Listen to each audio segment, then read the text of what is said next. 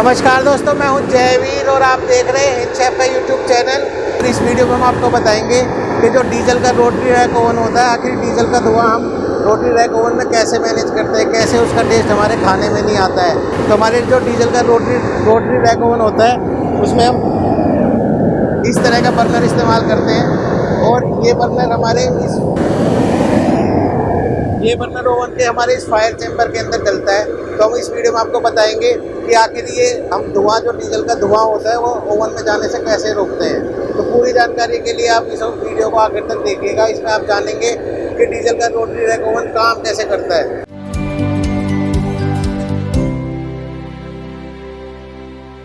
तो दोस्तों, अब हम आपको बताते हैं कि जो अपना रोटरी रैक ओवन होता है या जो मेरा बेकरी ओवन होता है, उसके अंदर हमारा जो डीजल का बर्नर है वो किस तरह से काम करता है और उसका धुआं हम बाहर कैसे निकालते हैं और कैसे ओवन के अंदर हीट आती है।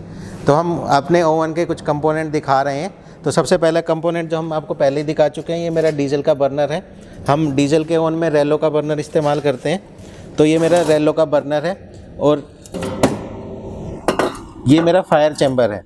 तो जो मेरा रेलो का बर्नर होता है वो हम फायर चैम्बर में इस तरह से कनेक्ट करते हैं। ये फायर चैम्बर आप देख सकते हैं कि 4 mm के स्टेनलेस स्टील से बना होता है। तो जो मेरे रेलो का बर्नर है वो इस चैम्बर के अंदर बर्न होता है। जो मेरा डीजल इस चैम्बर के अंदर बर्न होता है और उसके बाद पाइप की सहायता से, इस चैम्बर की सहायता से इन पाइप्स में घूमता है ऐसे, और इन पाइप्स में घूम के ऐसे सीधा बाहर निकल जाता है। तो ये जो मेरा एग्जॉस्ट है ये ओवन से सीधा बाहर निकल जाता है। ये जो ओवन का जो घर होता है जहाँ मेरा माल पकता है, उस एरिया में ये धुआं नहीं आता, ये धुआं सीधा बाहर निकल जाता है। तो ऐसे हमारा जो डीजल का धुआं वो ओवन में ना जाके सीधा चिमनी से बाहर निकल जाता है। और जो मेरा चैम्बर होता है उस चैम्बर के नीचे इस तरह का ब्लोअर आपने देखा होगा, ओवन के साइड में मोटर लगी होती है। तो वो मोटर इस ब्लोअर को घुमाती है और ये ब्लोअर इस चैम्बर के नीचे लगा होता है और इस चैम्बर में हवा फेंकता है और वो हवा घूम के मेरे ओवन में आती है। आपको दिखाते हैं ओवन में कहाँ से वो हवा आती है। तो अब हम आपको ओवन के अंदर दिखा रहे हैं कि हवा कैसे घूमती है। ये मेरा 44 ट्रे का रोटरी रैक ओवन है। तो जो मेरी जो चैम्बर से मेरी जो गर्म हवा आ रही थी वो इन फिन्स की सहायता से मेरे ओवन के अंदर आती है। इसी वजह से रोटरी रैक ओवन को हम कन्वेक्शन ओवन भी बोल सकते हैं, क्योंकि इसमें गर्म हवा यहाँ से एंटर करती है और जो मेरा ब्लोअर हवा खींचता है वो यहाँ से खींचता है।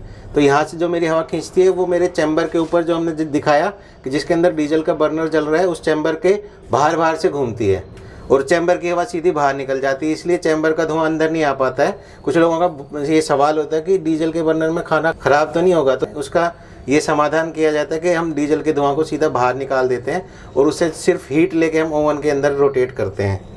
आगे हम आपको ये भी दिखाएंगे कि ओवन के अंदर ब्लोअर और चैम्बर किस तरह फिट किया जाता है। तो दोस्तों, ये अभी जैसे हमारा ओवन बनना स्टार्ट हुआ है, 42 ट्रे का ओवन बनना स्टार्ट हुआ है। इसमें हम आपको समझाने की कोशिश करते हैं कि ओवन के अंदर गर्म हवा कैसे घूमती है और कैसे डीजल का धुआं हम बाहर निकालते हैं। तो आइए हम दिखाते हैं।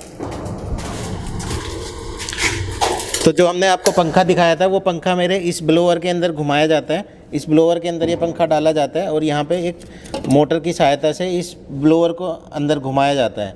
यहाँ पे मेरा फायर चैम्बर रखा जाता है, इस जगह पे मेरा फायर चैम्बर रखा जाता है और जो मेरी ओवन के अंदर से हवा मैंने सक करी है वो हवा मैं इस फायर चैम्बर के ऊपर मारता हूँ। जो मेरे फायर चैम्बर से जो डीजल का धुआं था वो हम सीधा बाहर निकाल देते हैं, ऊपर की तरफ चिमनी से निकाल देते हैं। और जो मैंने ओवन के अंदर से हवा यहाँ से खींची, तो वो हवा घूम के यहाँ से मेरे ओवन के अंदर यहाँ पे स्लिट्स लगेंगे, उन स्लिट्स की सहायता से ओवन के अंदर आती है।